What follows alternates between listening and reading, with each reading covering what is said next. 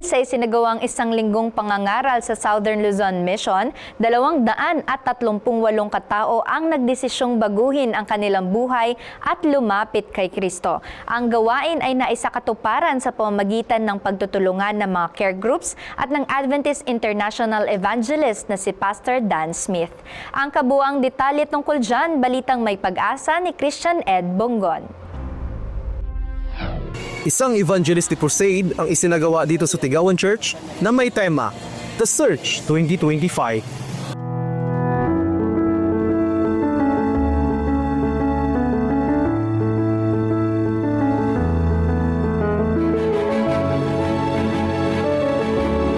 Sa loob ng isang linggo, halos 700 katao ang dumalo gabi-gabi, nagnanais na marinig ang salita ng Diyos at maranasan ang kanyang biyaya. Sa pagtatapos ng malaking krusada, 238 ang tumugon sa tawag ng Panginoon sa pamamagitan ng bautismo. Tunay ngang ang anihan ay hinog, at sa tulong ng Banal na Espiritu at sama-samang pagsisikap ng Iglesia, marami ang nakatagpo ng bagong pag-asa kay Kristo.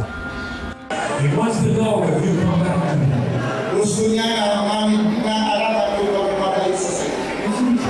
Iyan po ay sa iyo pag-ibig. Kung yan na kami iyan na sa iyo pag-ibig. Kung ako mapupunyan sa ato pag-ibig, hindi yan. Iyan po sa iyo. Inaasahan na sa taong ito, maraming tao pa ang mapapaabutan ng magandang mensahe ng Diyos bilang parte ng Harvest 2025 Initiative.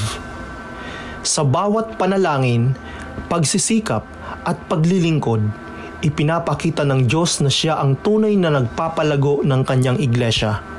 Sabi ko, I want to follow Jesus. Dahil ipinais niya, hindi tayo makawala. Mula dito sa Tigawan Church na may layuning makapaghatid ng palitang may dalang pag-asa, Christian Ed Bongon nag-uulat para sa Hope Today, HCNP News.